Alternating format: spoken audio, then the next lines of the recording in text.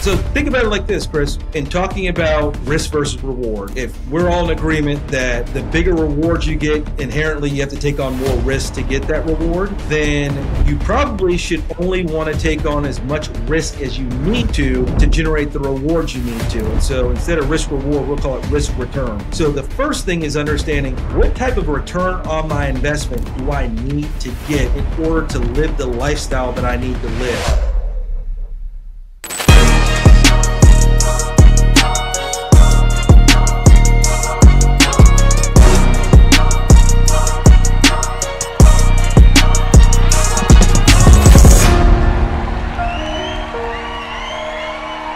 Welcome to Beyond the Game, Wealth Mastery for Athletes. I'm Kris Benson, private equity real estate investor, and I'm joined by 9-year NFL vet Alec Ogletree. Beyond the Game is a podcast where we will provide a playbook for financial growth both on and off the field.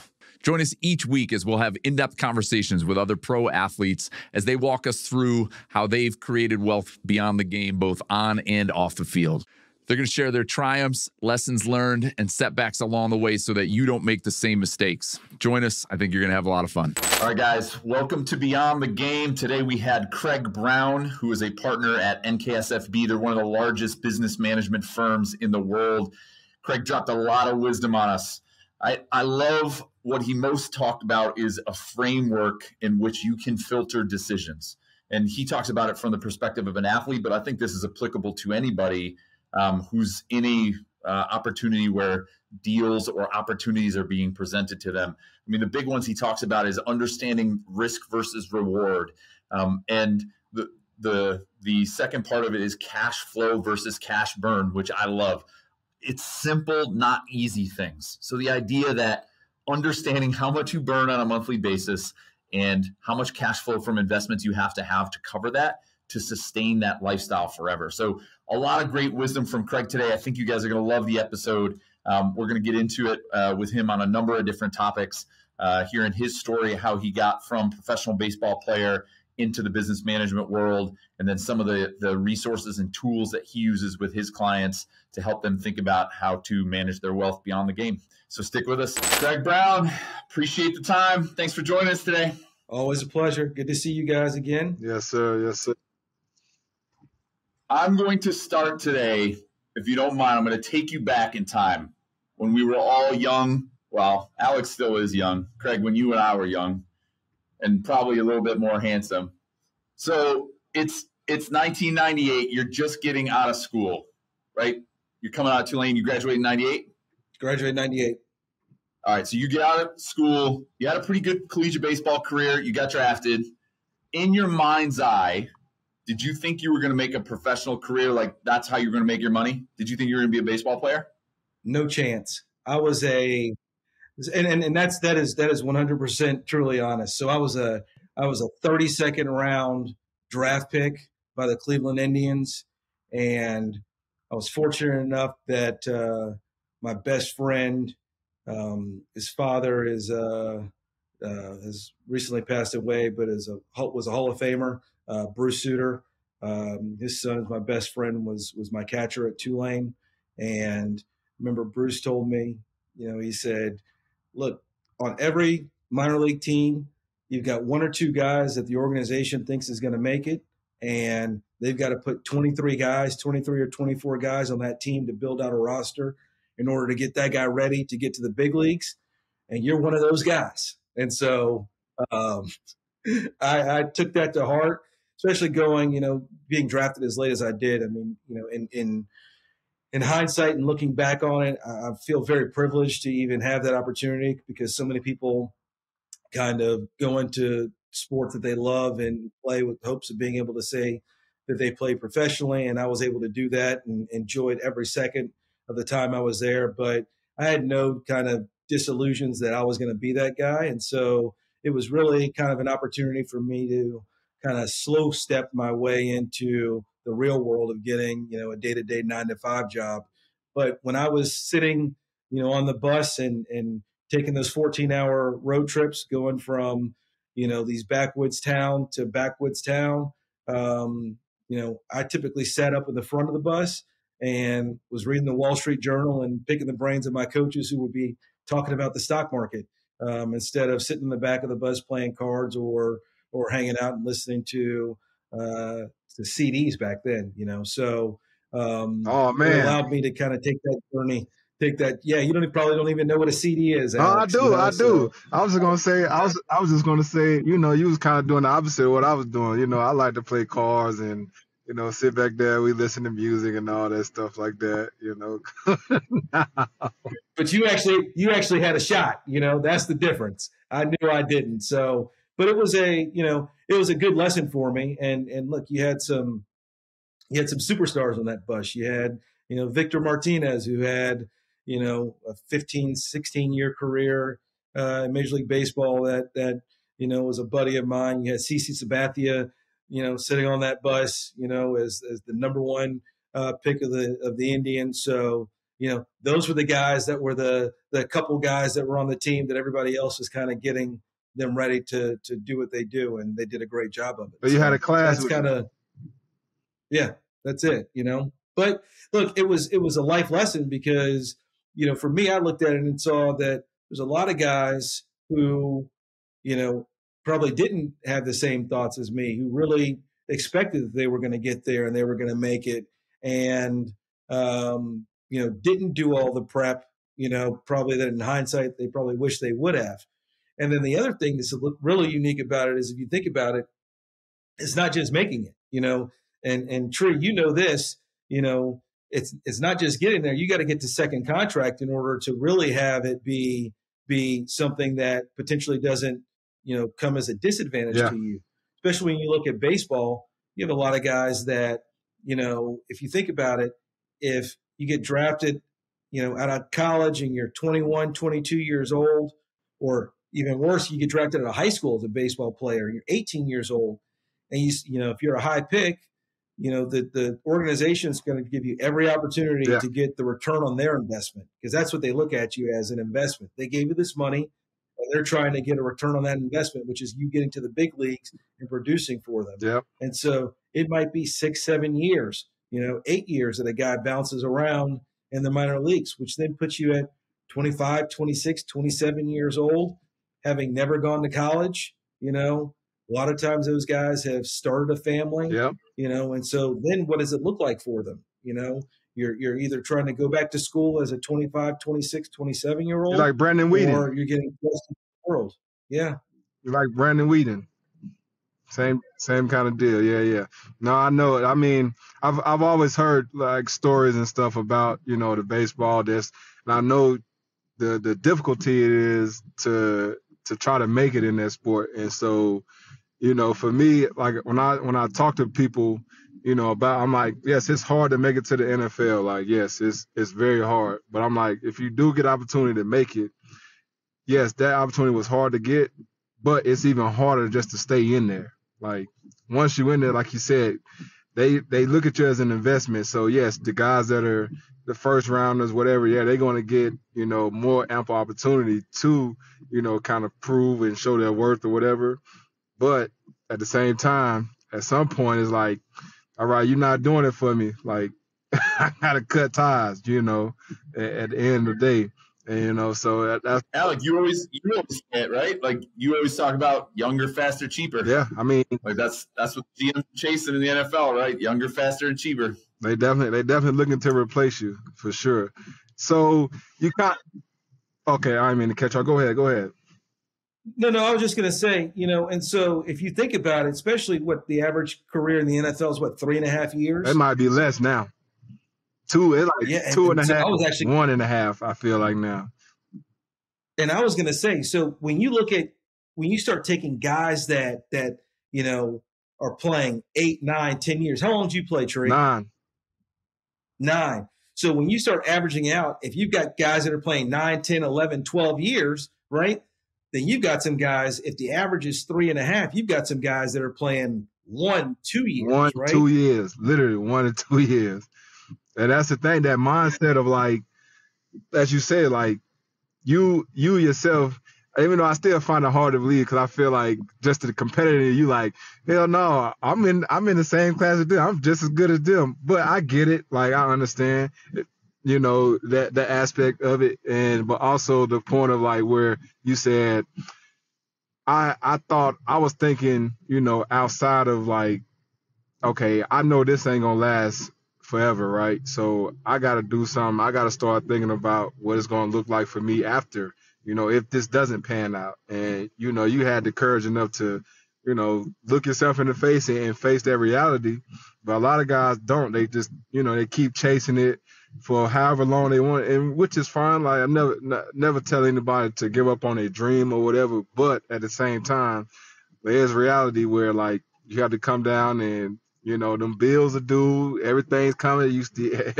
You're not no little kid no more. You can't just be, you can't go back to mama house and go sleep.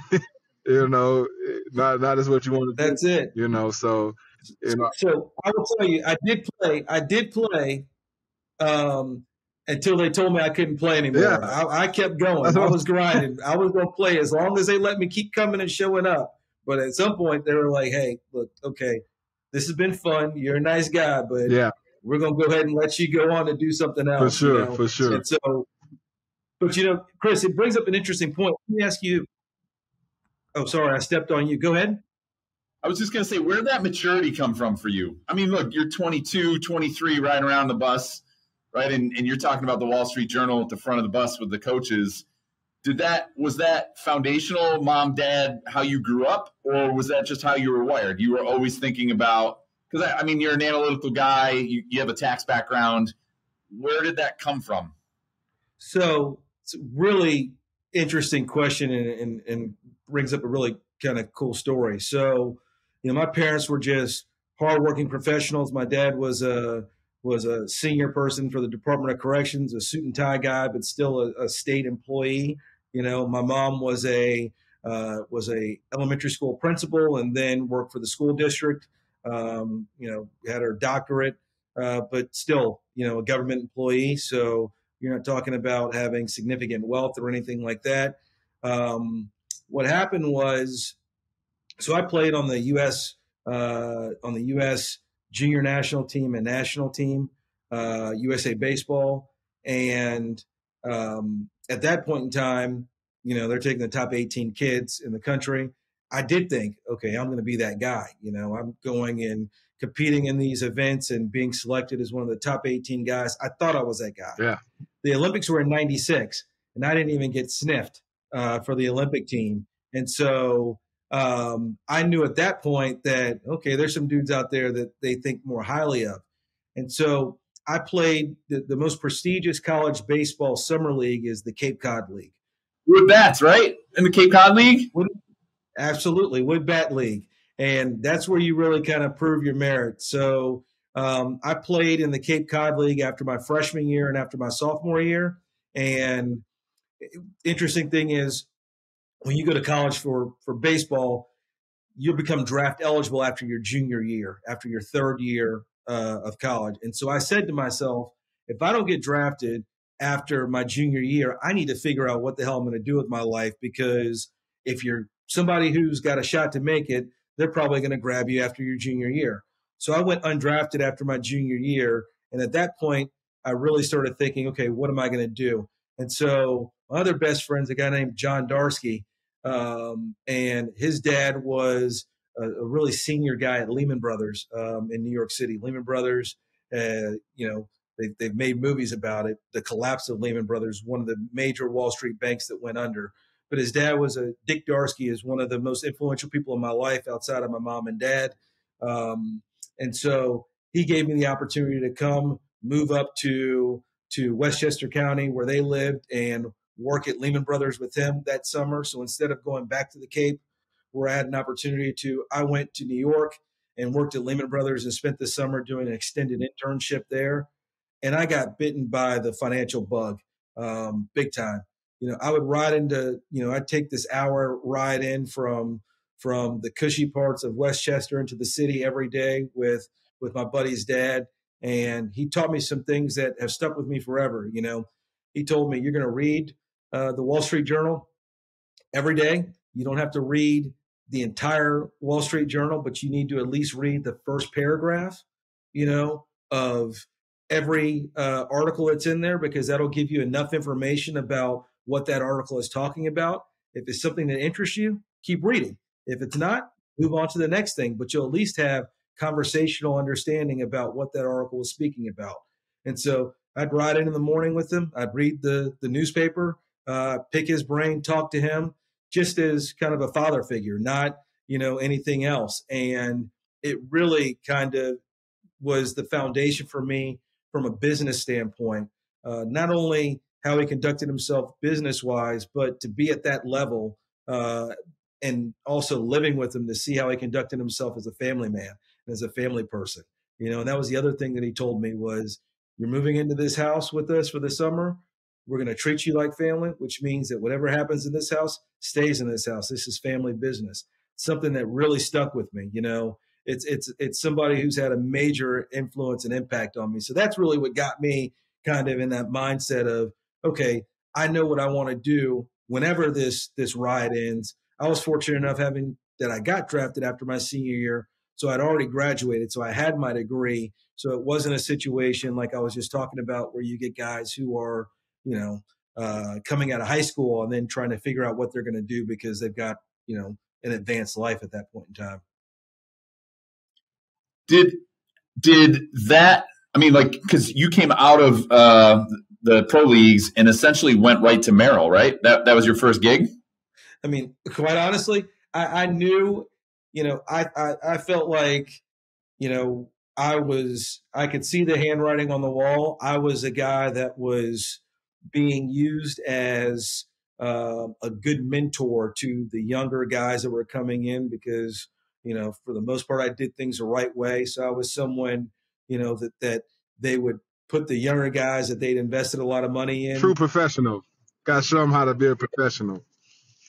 Yeah. They still do that. That was good, that was good, but I was also interested in making some money, and figuring out like, hey, if you're not going to pay me to do this, then let me go ahead and get on. Yeah. So I actually started, I interviewed with Merrill Lynch, and I was sitting there still on the Indians payroll, but I wasn't getting paid, but I still had my insurance, which was a big thing. And you had to wait 90 days to get your insurance picked up at Merrill. So it was, I was in the position where I was going to tell the Indians I was done. And I got the phone call from them telling me that, appreciate you. It's been a fun time. And I was like, well, y'all had a mutual agreement to part ways with each other.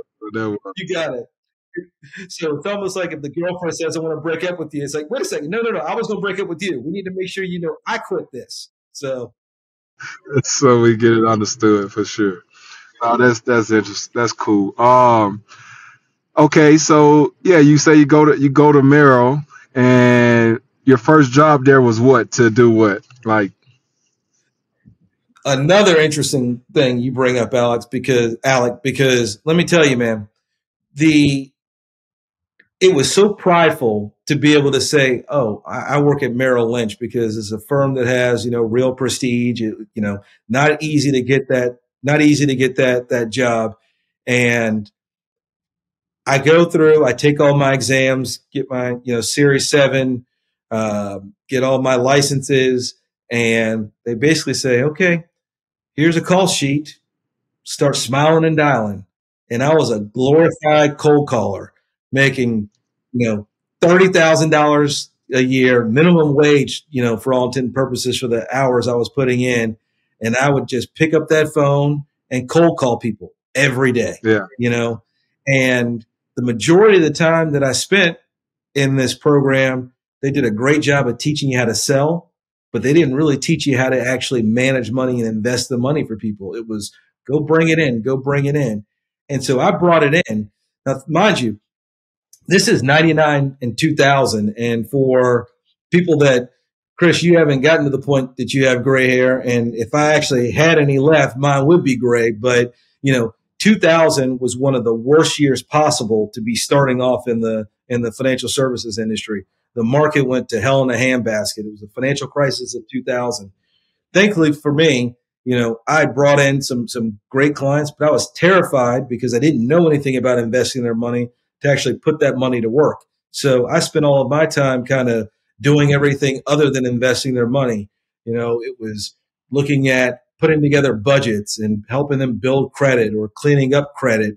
When they were looking at buying a house, I was looking at where can we get the best rates, and maybe not just the rates that Merrill was offering and loans that they had to offer, but going outside of that and saying, going on, and they had this thing called lendingtree.com where you could see what all the mortgage rates were. So I was looking at all of those and saying, hey, you can get a mortgage from Chase Bank and it's going to be a lot less than what we can offer you. Let's do that. What that really was allowing me to really build trust, with everybody that I was working with. And so when we came out of that crisis, they really, kind of looked at me as a trusted advisor as opposed to a salesperson, which really helped. And Craig, were you at Merrill? I know you were in the sports management division, but were you talking to just John Q. Public, or were you focused on athletes right out of the gate? So great question, Kris. What they basically tell you is you get your license, and on day one, when you go into what they call production, back then, I'm sure it's a higher number now. They said you've got 24 months to get $10 million of assets. You've got to get people to give you, $10 million of their money to invest. And at that time, I was still living in New Orleans, and I'm 25 years old.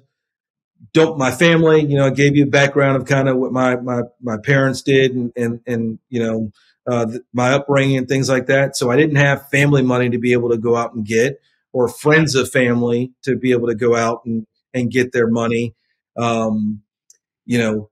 The reality is as a young African-American man, especially in the South, it was hard to go out and get money from, the affluent kind of older white families. And so it's still not super easy. Went with what I knew. Yeah. It's still not super easy. Yeah. So I went with what I knew, which was baseball, right? So I started going after athletes. I figured I wanted to go after and so we had this thing on niche marketing, like a Saturday, Sunday sales kind of training session at Merrill. And I went into there, and you had to come up with what your niche market was going to be. And they made you think about it. And I said, my niche market is going to be young, dumb, and rich. And the guy laughed at me and he said, well, good luck finding those people. And I said, no, I think that what that describes is the professional athlete. They're all relatively young in age, so they're going to relate to me. They're not dumb, meaning that they're non-intelligent. They're just non-experienced, right? So that gives an opportunity to teach them. And then they're all, even the lowest paid individual would be considered a highly paid individual in the regular world. So that's what my niche is going to be. And so I put all of my time, effort, and energy on going after those guys. And, was fortunate enough. I signed my first, the first guy I went after, signed, ended up being the second pick in the draft, in the baseball draft.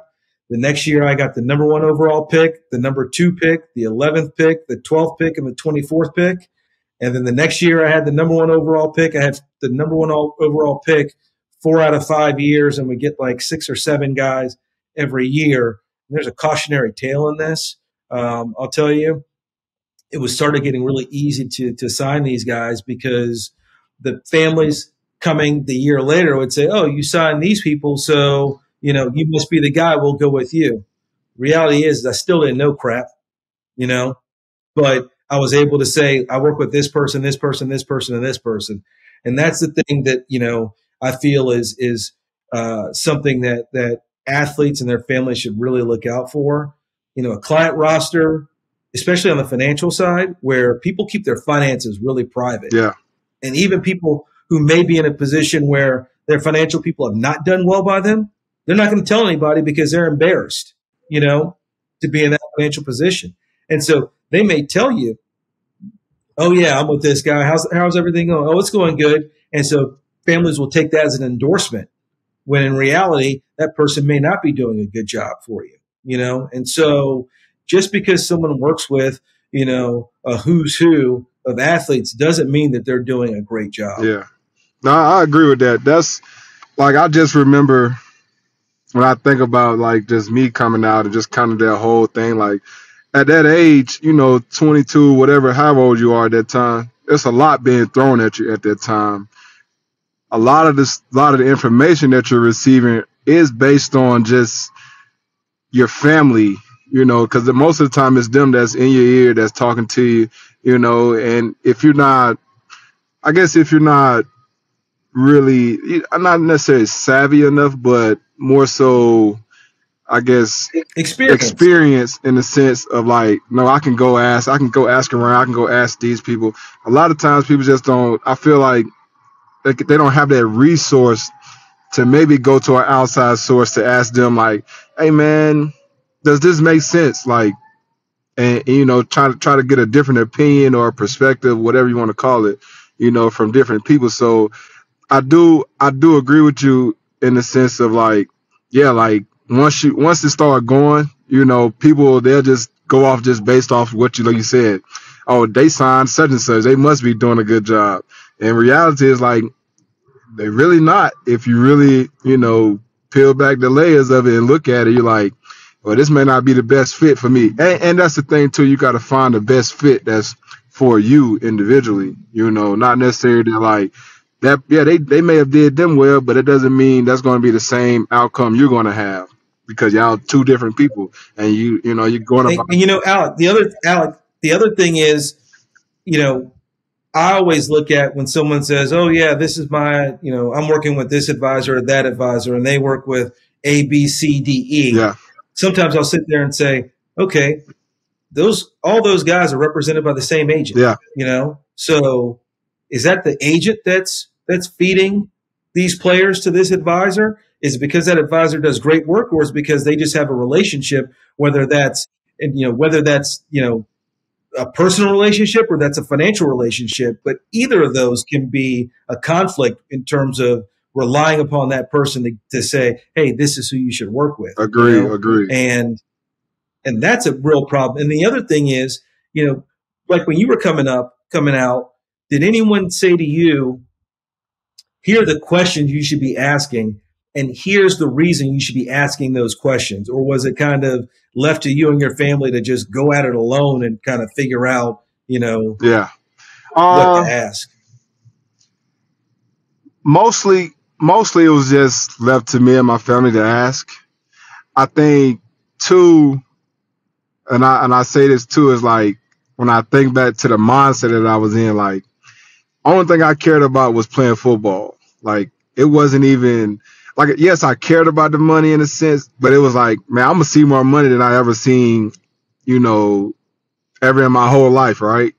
More than my family, like anybody that I know that I can just pick up the phone and call and be like, oh, have you ever made this? Like, no, I couldn't call somebody and, kind of ask those questions like that. It didn't mean that I didn't have people around me that, possibly could have helped. But like I said, coming out, it was mostly left up to our family. And obviously you do the interviews and you go around asking people. And, for me, for everybody, I mean, it's that trust factor, obviously, that you have to, break down that wall. Like, I want to be able to get up and make a phone call and be like, and feel comfortable asking that person, like, whatever question I may have, on my mind or whatever's going on. Like, I want to wake up knowing that I can actually call and feel like they're going to give me a genuine answer, and not feel like, oh man, I don't want to ask this because I don't want to sound stupid or whatever. You kind of fall in that. And then, like I said, at that time, 22, 23, I'm like, man, I really don't care what else happened really in a sense, outside of me playing football. Like, if it's not anything to do with me going out here on this field, like, somebody else can kind of deal with that or whatever. I'll get to it when I can, and that's kind of. But you graduated from that, right? Oh yeah. Well, yeah. I mean, you live and you learn. And hopefully, if blessed enough for me, I was blessed enough to play 9 years, so I've seen a lot, throughout my years of playing and kind of transition. Like, even like just to even talk about like our relationship. I remember when we first met, You like, first you like, hey, you start telling him about his insurance policy. And I was like, what is he talking about? Like, I had no clue what I'm like, why the hell would I buy some insurance for whatever person? I'm like, you like, nah, man, I'm trying to tell you, but at the same time, it was my first time getting to know you. And again, the mental space of where, each person is at in their life, I think is imperative that, people like yourself who are in those positions and any other position for whatever other thing you do, you got to be able to meet that person where they at in their life and kind of understand, like, it's not that they don't want to go do the right thing. I think everybody has the mindset to want to do the right thing, but at the same time, it's like, man, dude, you telling me to do this. I just met you like 2 weeks ago, and you trying to do all this tax preparation and like this. I'm like, man, no, it just don't sound right. It just too much too fast. You see what I'm saying? And so I know a lot of guys kind of fall in that. Then they look back, like, man, I should have did that, kind of later on in life. And then, like I said, if you're fortunate enough to, reach a second contract and whatever else, kind of come into some fortune in your life and you're able to do some of those things, then you definitely try to take advantage of those things as much as possible. But like I said, it's a fine line because, like I said, when you're that young, you coming out, man, you got people from all over. You've never met who this, who that, and they come tell you trying to do this, and it's like, yes, I want to do it, but I'm also trying to focus on what got me here, and which was playing ball, which was, being, doing well, whatever. But like I said, in hindsight, you obviously grow older and you're like, well, I ain't gonna be playing this game, for that much longer. So however, at some point, it's going to end, and you have to, kind of make that transition to, start thinking about, okay, what do I need to do to, kind of live a life that I want to live, for whatever reason. And like I said, preparing, having those people in your corner that can, advise you or, give you pointers, whatever that you can call, mentor, whoever it is that can help you be successful in the life that you want to live is very key to me, for sure. Craig, how did you make that transition at Merrill, where it sounds like you were doing more of sort of the back office bookkeeping or maybe the foundational stuff versus, directing capital? Because at some point, where you are today, you have the ability to help people direct or manage their wealth. What was that transition for you? And then I'd love to kind of get into that next step with NKSFB. Like, what are you seeing? How are you counseling your clients? Because, NKSFB is a monster. You're building a really nice program there. So what was that transition point for you professionally? So selfishly, I will say this. You can do the greatest work in the world at a financial services firm, your UBSs, your Merrills, your Morgan Stanleys. But if you're not investing money, you can't get paid. Okay, you get paid off of what's called AUM, assets under management, right? And management of assets means that you're actually putting that money into investments and you're charging a fee for that. It really wasn't a model to be the person who was the steward of someone's finances and to get compensated for doing all the work that I was doing, but without actually investing the money. And so I got recruited over to the predecessor firm. There was a conglomerate, a Canadian financial services company that owned NKSFB, and they also owned several of the most prominent sports agencies. They owned,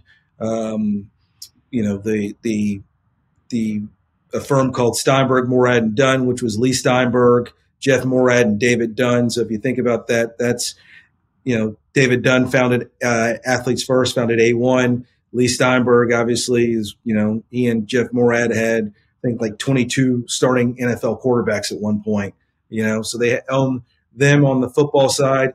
Jeff Morad was the number 2, the second largest, and depending on which year, was either the first or second largest baseball agent.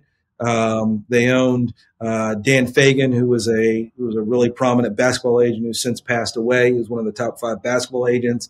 They owned Eugene Parker's sports agency, football agency, Maximum Sports, which Eugene was the most prominent African-American sports agent. And they also own these business management firms, NKSF, and a couple of other firms. And so I was recruited away due to some relationships that I had, a specific relationship with a gentleman by the name of Kenny Felder, who's one of my closest friends, who was an agent at with Jeff Morad's baseball agency. I was recruited away over there to be the liaison between the financial services business and the sports agencies. They basically wanted somebody who could speak the language, that was able to go out and talk to these athletes about the financial services, because typically the people who are out there, in the traditional financial services industry space don't look like and don't speak like the individuals that they're going after. So I was kind of brought in to be that liaison between those things. And along the way, realized that, hey, there's something called business management out there, because, I was dealing with NKSF and seeing that there's actually a business that you get paid to do all these things that I've been doing for the last 5 years at Merrill. And there's actually, a term for this, and it's called business management. And so, I ended up, like most situations where you start doing growth by acquisition and paying these entrepreneurial spirits to come in and buying up their businesses and putting them into a big corporate structure. They typically don't work out very well in the long run. And so ultimately, all the sports agencies bought themselves back, and then the business management firms then bought themselves back. And when that happened, I stayed with NKSF, and been a partner there for 18 years and built this business management business. And the beauty of it was I was in a position to not be a salesman, anymore, because one of the things that's really important that you kind of touched upon, Alec, when you were just speaking, was the fact that, you've got, me talking to you about insurance or talking to you about tax planning. I always say that especially in the world of athletes, the number one thing that they can do is to understand and learn that you should differentiate between what's called a core advisor and a vendor. And it doesn't, just because someone's a vendor doesn't mean that they're a predator or that they're a bad, person, or what they're offering is bad. Oftentimes, some of the most important people in your life are going to be vendors. But there's a distinction between them, because a core advisor is somebody who gets paid regardless of whether or not you take their advice. A vendor is somebody who only gets paid whether or not you act upon the advice that they're giving you or buy what they're selling. Okay. So if you look at an agent, right, and you're a free agent, okay, your agent is the core advisor. The teams are the vendors. So if you're trying to figure out whether or not you're going to go play for the Dolphins or you're going to go play for the Giants, okay, your agent's going to get that 3% that they get paid, regardless of whether or not you decide you're going to play for the Giants or you're going to play for the Dolphins. Their responsibility is to give you advice and guidance and say, hey, there's no state income tax in Florida. So if you're going to get paid $10 million in both places, you've got 9% state income tax in New Jersey versus 0%, in Florida. So there's a significant difference in what you're going to bring home between one state or the other, playing for one team or the other.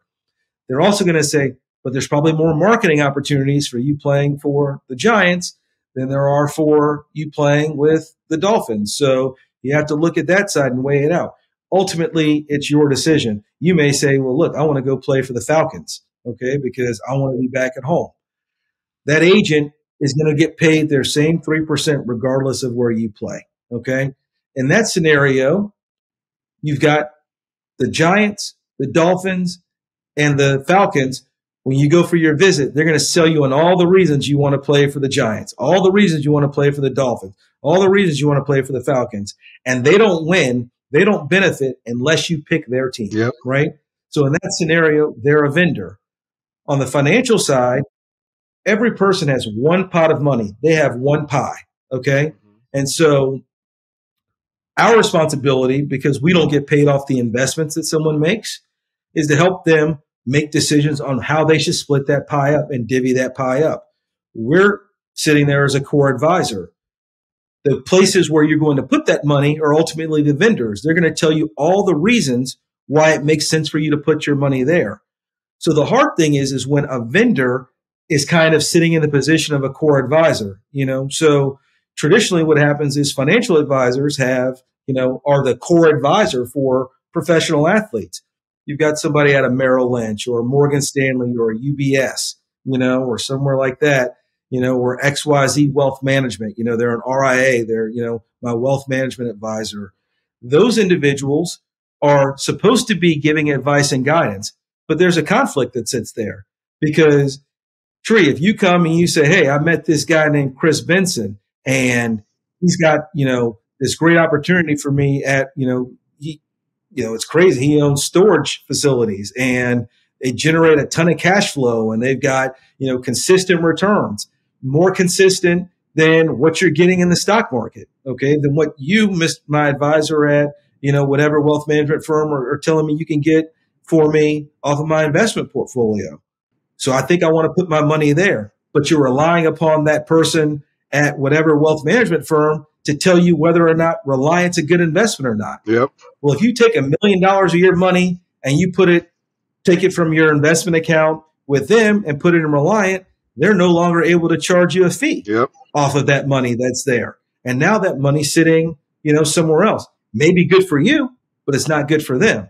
And so it's important to understand that although that person is really, wants to be positioned as your core advisor as it relates to your finances, they really are a vendor. They're one of multiple options of where you can put your money and make money. Yep. And you really want to be in a position where you understand, is somebody a vendor or are they a core advisor? Again, doesn't mean that you can have $60 million sitting in your investment portfolio.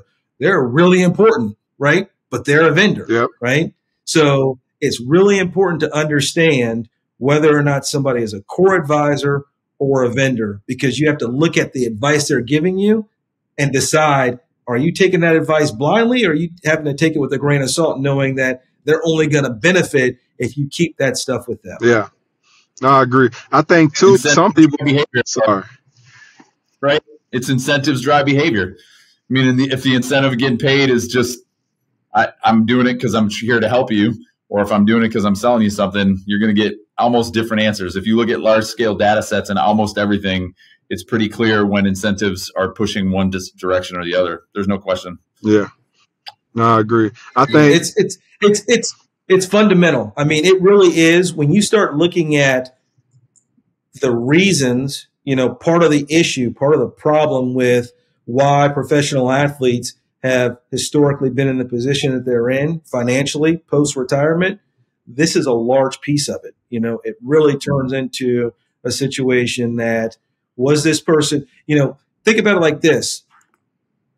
Liquidity in a lot of situations, especially when you're talking about with someone who may be impulsive, is a negative thing. A lot of times people want to think of liquidity as, oh, it's great, it's very liquid. Liquidity means how quick can I get access to my money, right? Illiquidity means you can't get access to your money very quickly.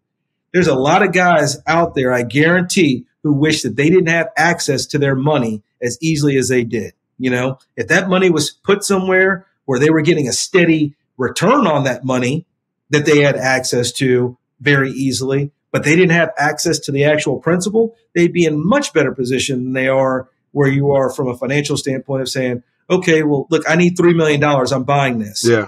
Okay, well, we have to just input something into the system and we're going to sell off $3 million worth of your portfolio. That money will be in your account in 3 days. Perfect. You can't sell a house in 3 days, right? You can't sell off a business in 3 days. Those things generate a lot of income, a lot of cash flow, and they stop you from being able to be impulsive. Yep. It really is the way, if you look at it, it's such a better model for someone who is young, impulsive, and inexperienced, would be to have their money in a place where they generate cash flow, but they don't have the ability to just get access to the principal very easy. No, I agree. No, for sure. I think a lot of people too, when they get in those situations too, and good, bad, or whatever, they rely so heavily as an athlete anyway. You rely so heavily on that core advisor, right? For, the advice that they're going to give you and, whatever you try to do.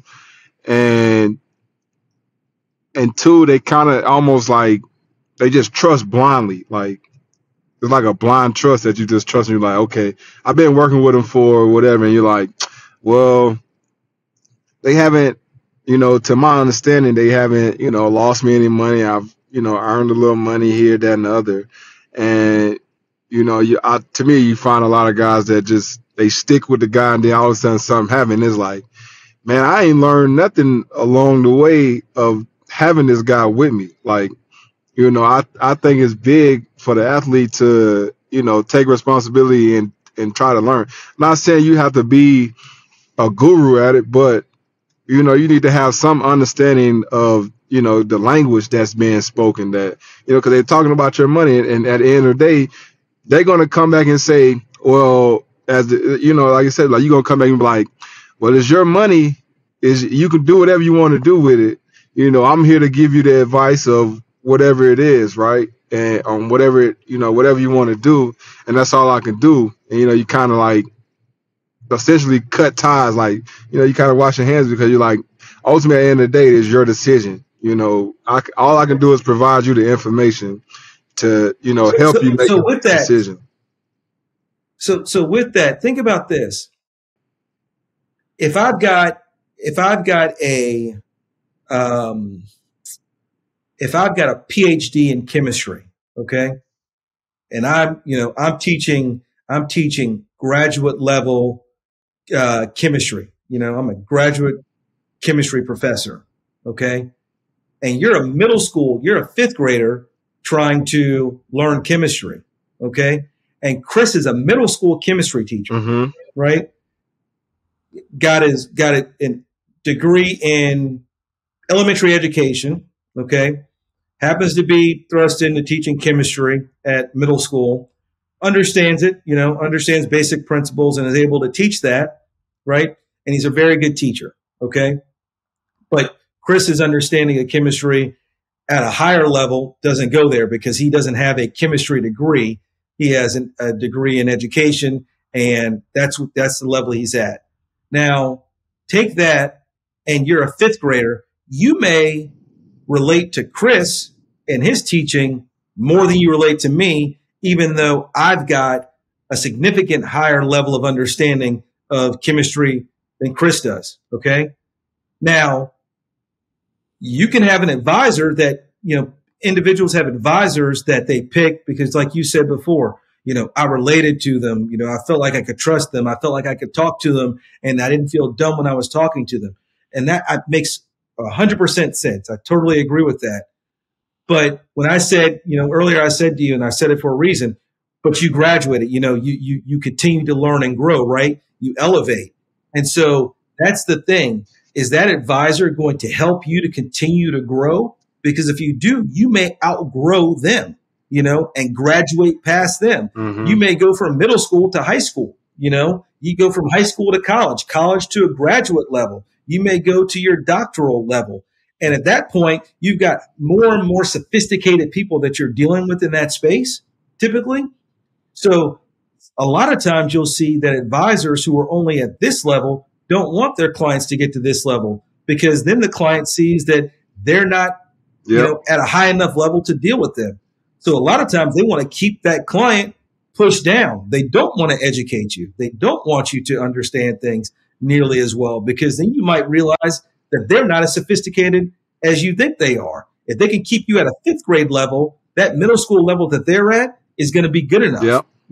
But if you get to the high school level, you're going to look back and say, think about when you were, your Pee-wee coach, right? Versus your middle school coach, versus your high school coach, versus your college coaches, versus your coaches in the pros, right? If somebody kept you, and think about if when you got to the pros, looking back on your Pee-wee coach, right? You don't look at them with the same kind of reverence, like, wow, they knew the game unbelievably compared to what your coaches in the pros knew, because you graduated. You kept going up higher and higher levels. If they keep you down, right, financially in terms of literacy and understanding, you will constantly think that that Pee Wee coach knows everything. And maybe that professional coach, when they start talking about schemes and things, it's like, wait a second, I don't understand that. That's too much stuff. I don't even want to deal with that. True. So we have to all look at it and say, my I kind think of catchphrase is education's a not journey, necessarily it's not a push back on it, destination. but We've got to constantly be to your point in a of position like where what you we're said, constantly like learning and growing and becoming educated. Because you graduate in different levels. To that PhD level. I think that there is something to be said about like that foundation, because like I see, like you see in the league, like guys that are become professional coaches, right? A lot of times they think they done fucking invented football, like, and it's like this game been around forever, right? And it's like, dude, you don't have to make this shit so complicated, right?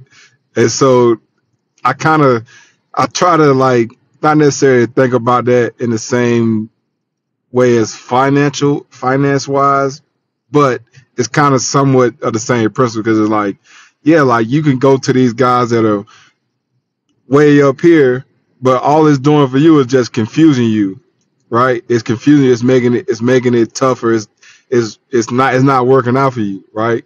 And so, kind of, to me, the best ones, they know how to, adapt to each person, right? Like, okay, this person over here, I can't give them all the information because it's gonna do more harm than it does good, right? Not. Well, that's the ability to relate, right? Because it's one thing to have knowledge. And part of having knowledge, true mastery of something, is being able to. I feel like this is probably my greatest skill set, is being able to take things that may be perceived as complex and put it into a language that the people that I work with truly can understand what it is, as opposed to talking, because it's just jargon, right? Just like when that coach calls out some scheme or some shit, and it's like, man, that's nothing but a whatever, right? And you can simplify it. So that shows that you have a true mastery and knowledge of it, because you're able to take what he has said as this complex scheme and say, man, that ain't nothing but a blah, blah, blah. So that means that if you were in that position as that coach, you could create a scheme like that, but then you could take it to someone and say, and make it easy for them to understand, so that they can go out there and execute that, because we're at whatever level they're at from an intellectual standpoint or a comprehension standpoint, that they're able to understand it. That's the key, I think. Sometimes people just want to show how smart they are by saying shit that nobody else knows what the hell they're talking about. And Craig, how do you, so I guess thinking about that to specific things, right? Like, what are the things that with your clients, what are those foundational pieces of knowledge or potentially habits that they can incorporate in their day-to-day to continue that educational journey, right? Because to Alec's point, finance can be very complex, but Alec, it can also be pretty simple, but you want to make sure you understand you are on a path to whatever goal you're trying to achieve. So what are the things that you counsel your clients to help with that foundational growth year over year? Because it's like you said, it's a journey. It's not going to be I'm going to read this book once and I'm good. So I break it down. I always talk about this. If you think about the things that people struggle the most with, they're probably the two easiest things to identify and deal with. So one is weight. Okay. People struggle with weight. The reality is, if you want to lose weight, all you have to do is burn more calories in a day than you take in, and you're guaranteed to lose weight. It's irrefutable, right? Simple, not easy. We've talked about this on the podcast before. Yep. If you want to save money, all you have to do is spend less money in a day than you make in a day, right? And you are guaranteed to save money. But we all have a problem with doing it, partly because of the way that we receive the information. I don't know how many calories I'm burning from speaking during this podcast, right? I don't know every calorie that goes into my body. So if I'm trying to lose weight, I can kind of figure it out, but it's not exact, right? We don't get paid on a daily basis.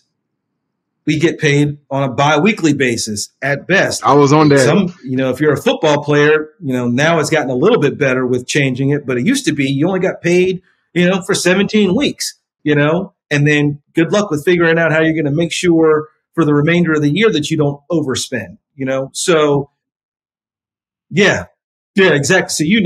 So, but it's a simple concept. And so for me, putting that in financial terms, it's understanding cash flow versus cash burn. How much money's coming in versus how much is going out. It's extremely important to be able to have an understanding and a mastery of those concepts and what constitutes cash flow and what constitutes cash burn.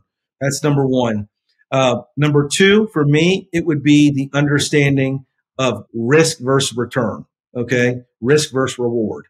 Because, I think that many people can inherently grasp the idea that, hey, this is something that's risky, versus this is something that is deemed safe.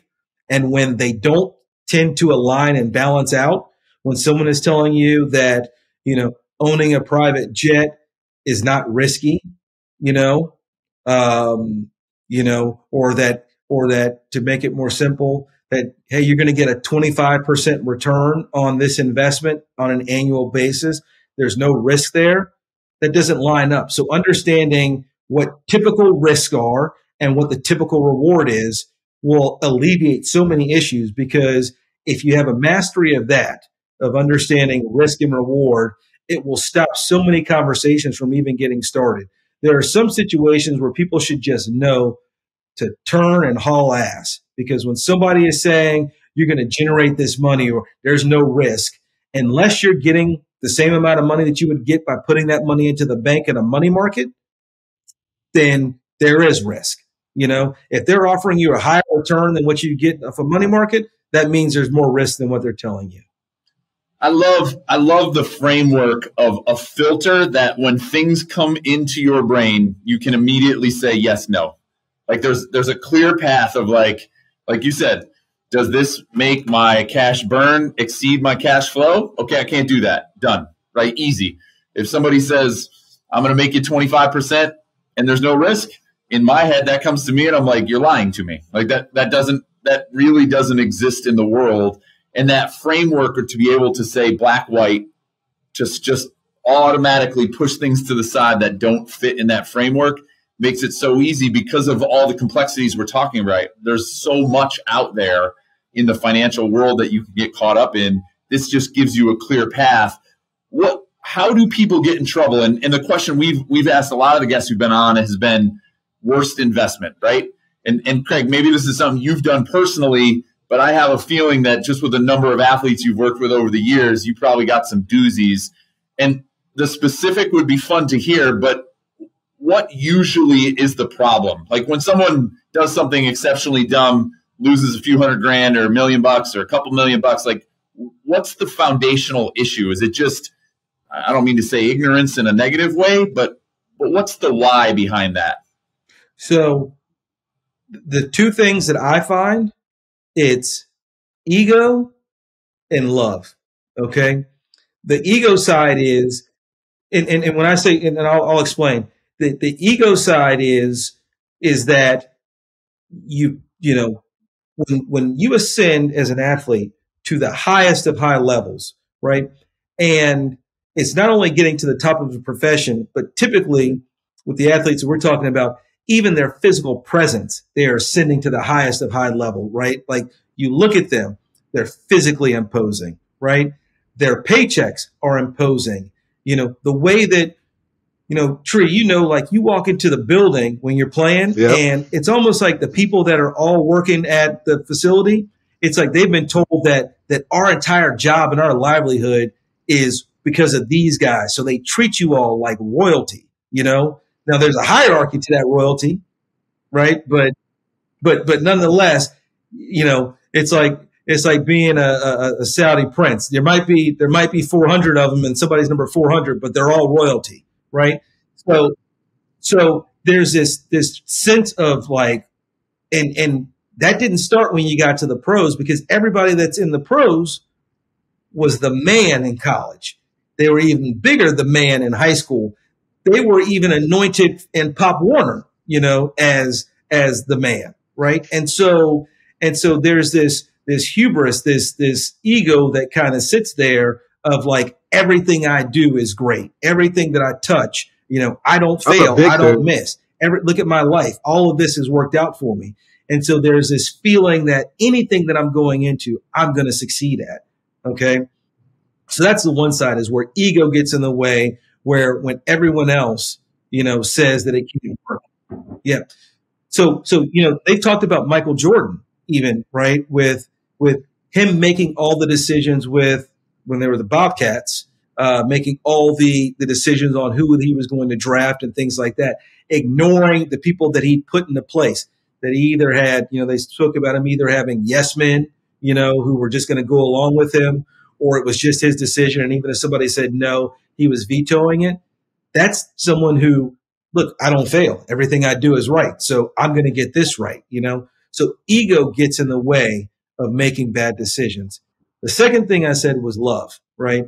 And that comes in a couple of forms and fashions. And I saw you all chuckling because it's like, you fall in love with somebody and you just do stupid shit to make them happy. Yes, that's a big piece. Okay. But it extends to family and friends, because you've got a buddy who's been with you forever, and you want them to experience this success that you have. And so you want to put them on. You want them to have success. You want them to be, not just your friend, but to be successful as well. So you're going to go into, they bring you some business opportunity and you're throwing money at it, even though probably your gut may even tell you it's not a good opportunity, but your love for them is so strong that you're willing to do it anyway.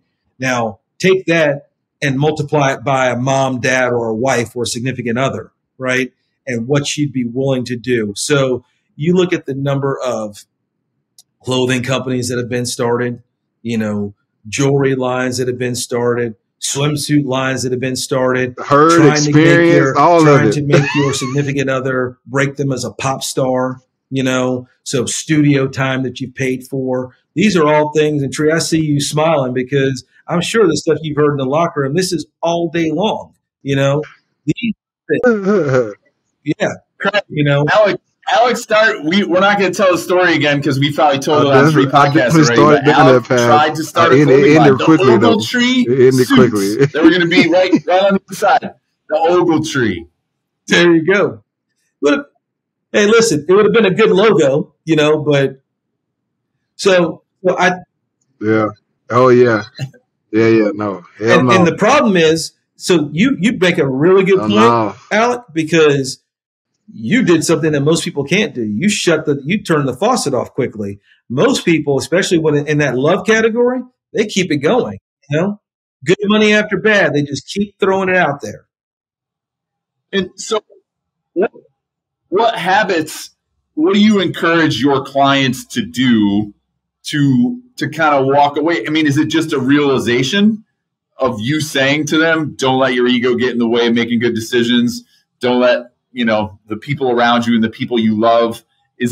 What do you encourage them to do to, again, give them that framework for decision making? Does it go back to risk versus return, cash flow versus cash burn? I mean, so think about it like this, Kris.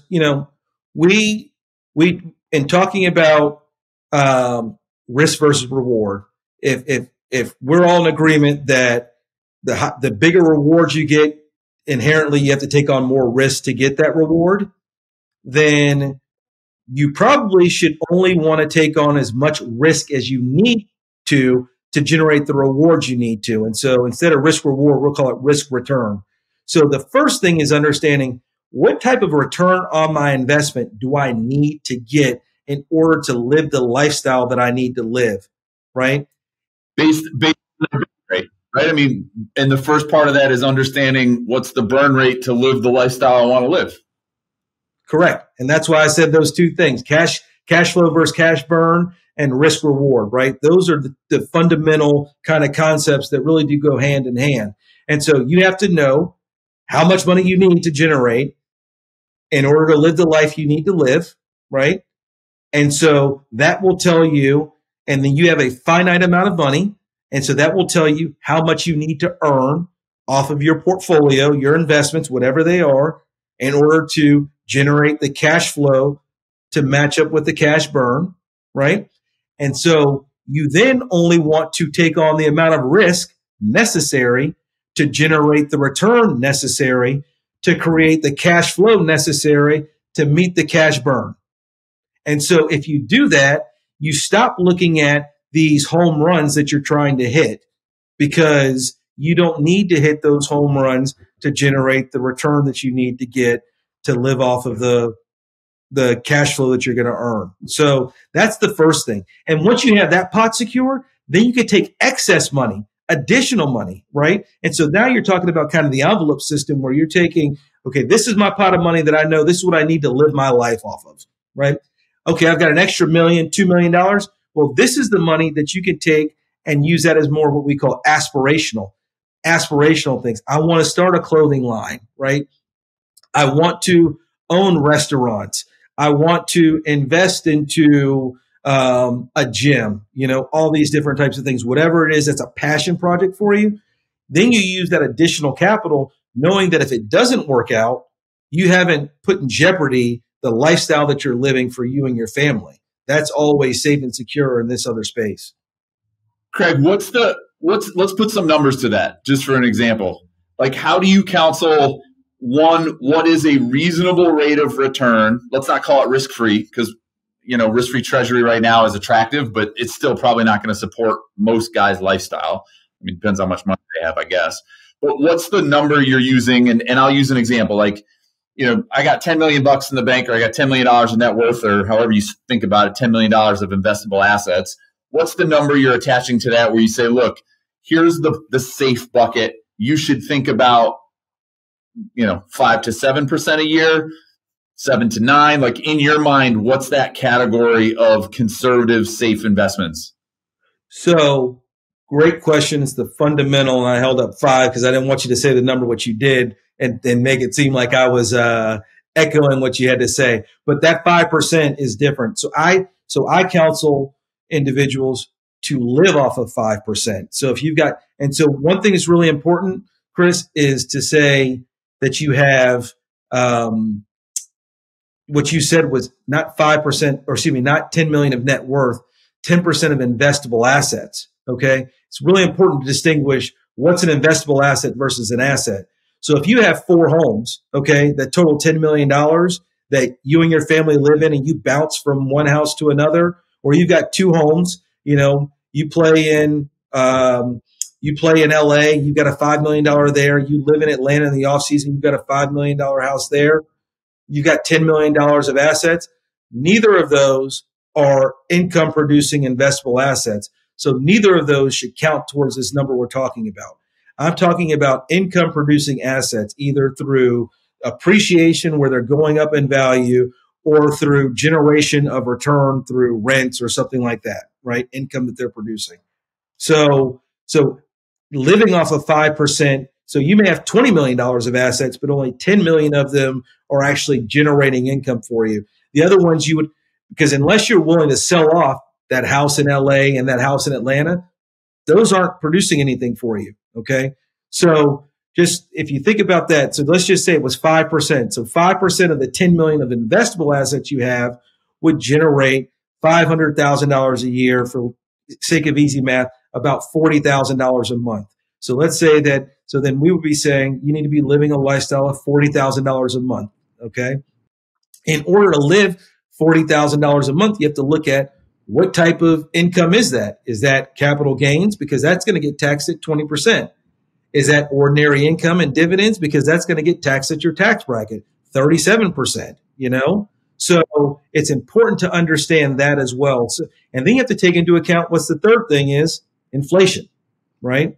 Especially when you start looking at a professional athlete who could be 33, 34, 35 years old if they're lucky when they're retiring and having to live off of this money. You've got inflation that factors in that's going to make everything more expensive. So $500,000 a year today may be enough for you to live off of, but with inflation, 15 years from now, it's going to be essentially maybe $350,000 a year that you're living off of. And so you've got to factor that in as well. So in order to do that, you really are probably looking at, even though you're living off of 5%, you need to be generating about 8% return on your money, because you factor in with taxes and inflation, you should typically be generating about 8 or 9% on your money. That's realistic. And so you've got to then look at, so then doing that, you look and say, okay, well, what types of investments can I it sounds like they need to, that are going to have the my least thing amount of with risk. that, what I was saying was, I was joking in my head. I'm like, hell, how the hell, if I'm 24 or 23 and you telling me all this, I got $10 million right now, how the hell am I supposed to understand all that right now? I'm just thinking of that, obviously when I was coming out, just because like I said before, like at that time, that would have never, like, none of that never crossed my mind. Didn't think about taxes, didn't know none of that stuff like that, right? And so when you just explain that, because you have that high understanding, and this is your space, right? I'm always curious just to, see how people break that stuff down. Like, how do they get that? How do we close the gap in terms of, like, those guys that you're saying, that young, immature, impulsive, whatever? How do we get them to kind of see that picture in a sense? And it's like, you got to, so Tree, the problem is speaking about it is in one ear, out the other, right? You've got to show, like, essentially like it's paint by numbers. You have to show pictures to show, hey, let's say you got $10 million and let's say you spent and you're getting, 5%, 8% on your money, yeah, but you're spending $800,000 a year. You've got to physically show them this is when you're going to run out of money, right? And then say, now let's say that you only spent this amount. This is when you run out of money. And it's like, wait a second, it never runs out. Exactly. Now, if you spend this amount, you have to literally show them and say, you won't believe me, but this is math. 1 + 1 always equals 2, right? This is math. There is no way to get around this. This has to be the way it is. So you either are making the conscious decision to say, screw it, I don't care, right? Or you're making the conscious decision to say, the math is never wrong, and so this is what I have to do. But you make an excellent point. And Kris, I really want, I'm going to, this is helpful for me, because getting your feedback, like, on these things, Alec, really helped me. It makes perfect sense, yeah. To kind of be dogmatic about the way that I approach the conversations with people, because it just reinforces the fact that, to me, it seems like so simple. Like, hey, I said it. This makes real easy sense, right? Like, right. But that's like, if I'm speaking Spanish and I'm fluent in Spanish and you don't speak Spanish, what I'm saying to you makes complete sense in my head, but you're like, I don't know what the hell he's saying. But Al, you've talked about this a bunch. Part of this all, Craig, is the athletes got to be ready to hear it too, right? They got to be in a place where it matters, and even the best model that you're describing that says, all right, Kris, here's when you run out of money. If I'm not ready to hear, I'm like, he doesn't know what he's talking about. I'm going to play for another 10 years. So I think that's a huge component of this whole thing, Alec, is, and you've said it always to me from the beginning, is you got to be ready to hear, as good as the wisdom can be coming from an advisor, but you got to be ready to hear it. I think that's part of the inherent challenge of talking to a 23-year-old kid. And I'm putting myself in that bucket too. Yeah. Craig, it sounds like you had your stuff put together. You were sitting in the front of the bus. I was in the back down too in college. But I got to tell you, it's easier to talk about what you preach and to talk about how you practice what you preach. And from looking, when you're looking back on things, I was in the same position. I would not have done well if I would have been, if I would have received a $10 million signing bonus, a $15 million signing bonus.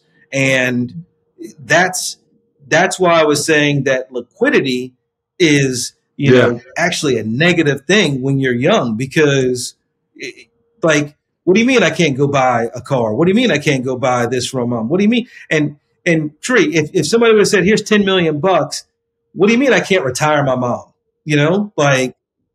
how are you saying I don't have enough money to retire my mom? Like, but the reality is if you're 23 and your mom's 45, 46, Yep. 47, right? Retiring her means that you may have 40 years that now you've taken on a responsibility of providing for her in addition to, and by the way, you do that because you're 23. You don't have a family, right? You don't have a wife. You don't have your own kids. So it seems like, yeah, I got plenty of money. But now you've got your own family you've got to provide for. And then maybe you've got your wife's family that you got to provide for, as well. And so, but you've taken on that burden and responsibility of saying, no, Mom, you don't have to work anymore. You go sit and you do your thing. I'm good. I got you, So those are the things that it is hard. And that's why, for me, I think NIL, I am a huge proponent of NIL because I feel like athletes deserve to be compensated for the revenue that they're generating. Okay. The scary part for me is you're now taking it and imagine it being 22, 23 and not knowing what the hell to do with money. Now you're 18 and you're getting this money. And what we're doing is we're now hardwiring ideas and habits and fundamentals into people at an earlier age when they've got less understanding and the ability to be able to deal with it. And so that's really problematic. There needs to be so much more education, and the universities are failing these kids if they don't do it. Let's land the plane with this. You've delivered a lot of wisdom, and I hope anybody who's listening to this maybe is writing it down, because there's some great, like you said, Craig, simple, not easy, but simple, still simple. These are simple ideas. You're teaching as the middle school chemistry teacher right now, right? These are things that everybody can understand. So let's land the plane with, what are the resources, somebody listening who's not a Craig Brown client, what are some of the resources that people can go to or that you've pushed clients to over the years that have been valuable for them, or you've seen provide value to your clients? Could be a book, website, podcasts. What types of things are you usually pushing to your clients to say, hey, go educate here? Sure. So, look, I wish I could show you over here on my desk there. I've got, that's all the same. Morgan, book. What do you say, Morgan House? Probably 18, 20 copies. And it's Morgan Housel's book, The Psychology of Money, is a great one. I've got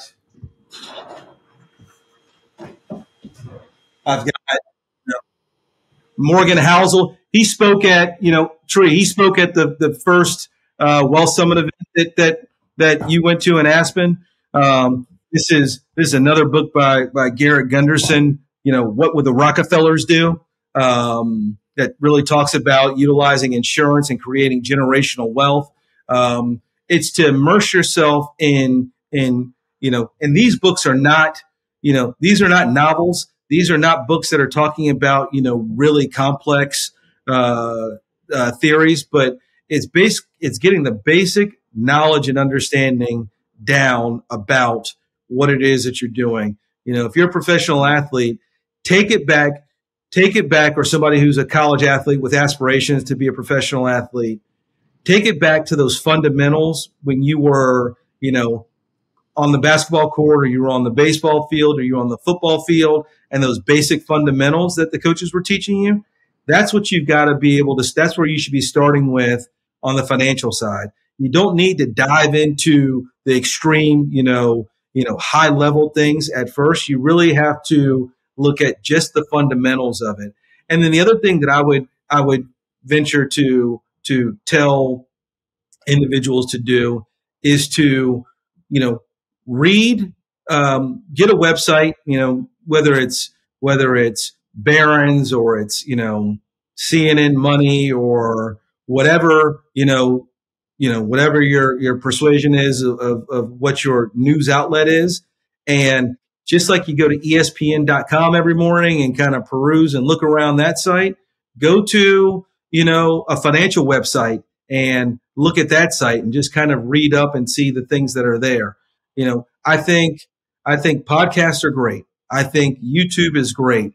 the hard part is I don't know that every person who's putting out a podcast and every person who's putting something on YouTube is always telling you things that are in the best, benefit for an individual. A lot of people put in for vendors. They let anybody do podcasts. I mean, Alec and I are on here.